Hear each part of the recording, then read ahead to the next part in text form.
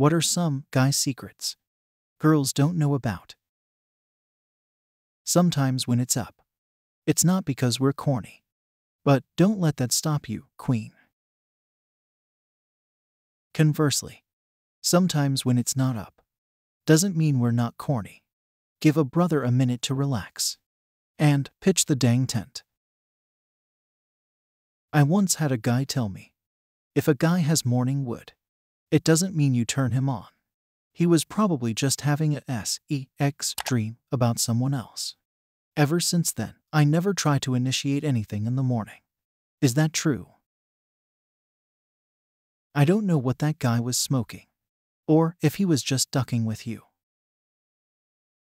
Morning wood isn't necessarily about corniness at all. It's just something that a man's body does, or can do. It can certainly easily transition to corniness. But for the most part, he's rising and shining in the morning with the rest of us. But dreaming about sex almost every night, man, that would get exhausting after a while. Anyway, that guy was a moron. Just talk to your partner and find out what their preference is. Some dudes will want to get down in the morning. Some won't. We take a step to the side to unstick our balls. This is why men's jeans have deeper pockets. And to flip erections up into their shirt. Look at Mr. Big Stick. He just has a long shirt. Yes, I look at your Hoobs all the time. They are friend-shaped. Don't worry, I look at my Hoobs too. Dude, I am constantly feeling mine up. When I'm at home. Oh. We really have no control over what we do in your dreams. Holy ass, hit this. My wife for our entire relationship has dreams where I'm just a giant piece of hit. She tells me about all the horrible hit dream me does. And then I have to reassure her that her brain is controlling dream me. She never blames me for any of it. But it's just so real to her right after waking up. Then she rolls over and sees my dumb ass snoozing away and realizes that real me is sweet and would never abandon her at the Grand Canyon or pour beer on her at a high school party. We're both 30, so that second one really doesn't make sense. We never know when you like us. I'm 48. Looking back, I ducked up so much. Years ago in a Reddit thread around how oblivious guys are. Guy 1. So I didn't have good social skills. And I was shy. And didn't pick up on signals in high school at all. Like, at all. Never had a clue. At the 10-year reunion, my biggest crush in high school came up to me and told me she always wished I would have walked up to her and kissed her. And didn't I ever pick up on that? Of course I didn't, or I would have. I'm not an idiot. If I could do it all over again. Guy 2. You didn't miss it the second time too, did you? Guy 1. No. There wasn't a second time. She was talking about high school. I only found out about it at the 10-year reunion, when she came up to me and said, "Oh goddamnit, mother duck." Edited to add. After 10 years. And telling this story 20 times. Usually to only a handful of upvotes.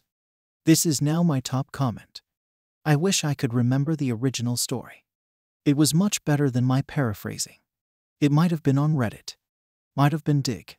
Might have even been Fark back in the day. It's gotta have been 10 years since I read it. When I was about 14, some girl used to walk home with me from school, except she lived like half an hour opposite direction from me. So she was walking nearly an hour out her way just to walk home with me. I somehow didn't catch on she fancied me. Some days she'd come in before my dad got home, and one day started play wrestling with me. and ended up literally laying on top of me. And my dumb ass was like, "Oh damn, you're pretty strong. That's impressive." I still didn't catch on.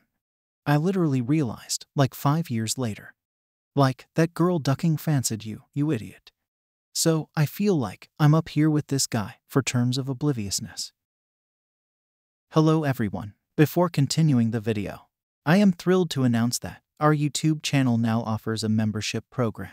By joining our channel as a member, you will gain access to exclusive perks and benefits that are not available to regular viewers. To become a member, simply click the join button on my channel homepage or under any of my videos. Memberships start at just $3.99 per month and can be canceled at any time. Thank you for being a part of our community, and we hope to see you as a member soon. We have an entire language around the head nod. It's weirdly sophisticated too. You can actually tell how comfortable guys are around each other based on if they say hello with an up nod or a down nod. Up for your bro. Down if you know. Up nod greets a friend.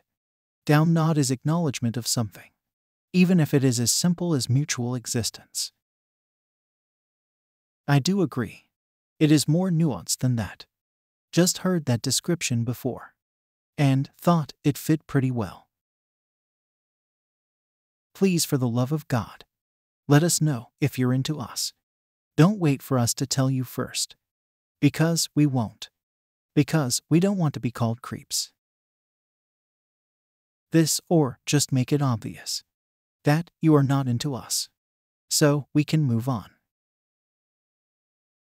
We don't want to tell you certain things are worrying us, because we don't want you to worry also. Now, there's just two people worrying, whereas before one was worrying, and the other was happy, which is a reminder to us not to worry so much. It's a bit different if the person you're telling can do something about the issue, but for something currently unsolvable, there's no reason to extend the misery to anyone else. We pick the urinal. We pee in carefully. Always at least one empty space between dudes. If not possible, we go to the poo-poo stall, even if it's for pee-pee. If not possible, we wait. If not possible, we piss on the floor. Occasionally, when we pee, the streamline comes out in 2, sometimes even 3 separate streams. For a few seconds. It's surprisingly cool. Every time. Unless one of the streams kicks out at a 45-degree angle and pisses on the floor. Or when you see how much pressure you can create before it's over. And peeing the leftover poop off the toilet bowl is every man's unspoken duty. We fear we are loved for our value, and not for who we are. My dad is in his 72nd, and has been semi-retired for about 5 years. Last time I saw him, we had had a few beers, and I asked him why he hadn't retired fully yet. Because money isn't the issue. He got quiet, and then confided that he doesn't know what to do with himself if he isn't working. 10 minutes later, he apologized for sharing his feelings, because that's not what men are supposed to do. Men in society are valued only by what they provide, and you are expected to be perfectly stoic about it, even after you are discarded by society. If it looks like I'm ignoring you, I'm probably just so deep in thought that I forgot I actually exist. But also, if you ask me what I was thinking about, the answer is nothing. We will never forget getting a compliment.